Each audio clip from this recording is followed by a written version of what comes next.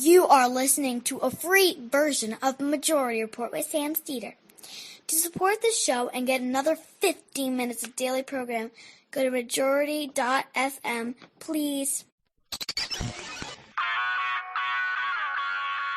The Majority Report with Sam Seder. It is Tuesday, May 12th, 2020. My name is Sam Seder. This is the 5-time award-winning Majority Report. We are broadcasting live steps and steps and steps from the industrially ravaged Gowanus Canal in the heartland of America, downtown Brooklyn, USA. On the program today, Winthrop Professor of African American Studies at Harvard, Walter Johnson. From the Broken Heart of America, St. Louis and the Violent History of the United States. Also on the program today, Fauci speaks. What does he say? We're opening up too soon. It's special election and primary day. California 25th, Wisconsin 7th, and Nebraska 2nd. Mitch McConnell wants to expand Bill Barr's surveillance powers in the Patriot Act renewal. The Supreme Court to hear key cases to determine if Donald Trump is above the law and if moral people can dictate your employment conditions. Meanwhile, Wuhan has 6 new cases. 6. So they will test 11 million people in 10 days. 11 million people in 10 days. What does the Republican Party do in the White House? Well, they're rolling out Obamagate. Not helpful in terms of testing. Lastly, Pelosi gets some progressive pushback on her boxing out Dems on CARES Act 4. All this and more on today's Majority Report. Welcome to the program, ladies and gentlemen. We are here again. It's another day. We're moving forward slowly. Parts of the country are relaxing their restrictions.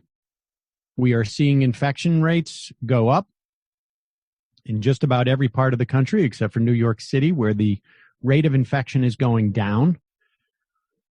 And everything else just moving along as one would expect in this instance. Dr.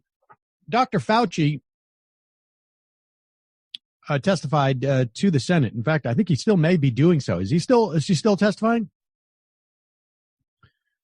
They may have recessed by now. And he was testifying via Zoom, I guess it was, or some other mechanism. And here's what he had to say today.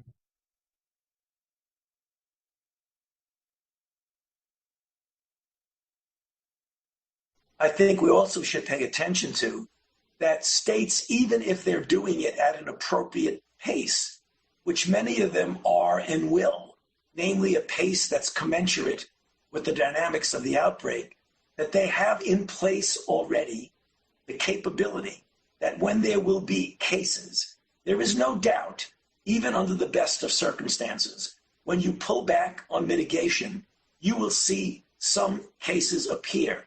It's the ability and the capability of responding to those cases with good identification, isolation, and contact tracing will determine whether you can continue to go forward as you try to reopen America. So it's not only doing it at the appropriate time with the appropriate constraints, but having in place the capability of responding when the inevitable return of infections occur. All right, so here's the bottom line. Here's where the Trump administration has been such a massive failure. Nothing has changed in regards to the virus remains exactly the same. The only difference that we have now between March 12th and May 12th is that much of the country is far more sensitive to what we're dealing with. And we're hoping for many in the country that they will function in a way that will mitigate the spread of the disease, at least the speed of the spread of the disease, so that we don't overcome and overwhelm our medical facilities. Now, in some parts of the country, they just don't get it, and they very well may overrun their medical facilities.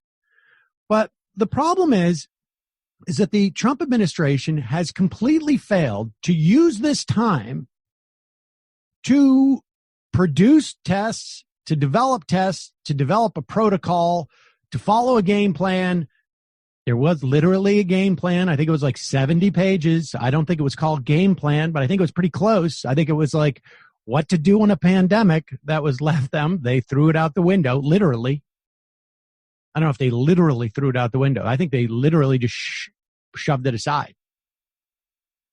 And we are not in a position to trace or test. I know that they're developing these capacities. The states are, specific states. Federal government isn't. Specific states are going out and contracting different developers to develop apps. Some states may share it, others not. I know this for a fact. And it is absurd. This is what the federal government should be doing at this point, and they basically let that whole time just go away. And there's this sense amongst the administration, obviously not Fauci, but there's this sense that like this is political in the sense that they can defeat, or it's all perception. They really do think that the thing you don't have to fear COVID-19. What you do have to fear is fearing COVID-19. And that just doesn't work with a virus. It doesn't understand. You're not going to make it cocky and then knock it out of the box. It doesn't work that way. And so they have wasted all of this time on doing nothing. And meanwhile, in Wuhan, they have 6 new cases, and they have the ability. And I understand, obviously, their system of government is a little bit different than ours, but they have the technological ability to test 11 million people over 10 days. Just they're going to outpay. They're going to lap us in terms of ability to test by a factor of I don't even know. I can't do math that well. And the testing is relevant because you want to get a sense of where you are in the spread of the disease, of the virus, and you want to be able to trace it. And that way you can slow you can manage the infection rate. And you can manage maybe what parts of your population get the infection as we head to herd immunity. Because we're not going to get a vaccine before we get to herd immunity. I mean, I think it's becoming like apparent. And so you need to do this in a very controlled manner. And I think Fauci is basically saying like, we're missing the key element that we need to keep us from having to go back to where we were for 2 months. But we shall see.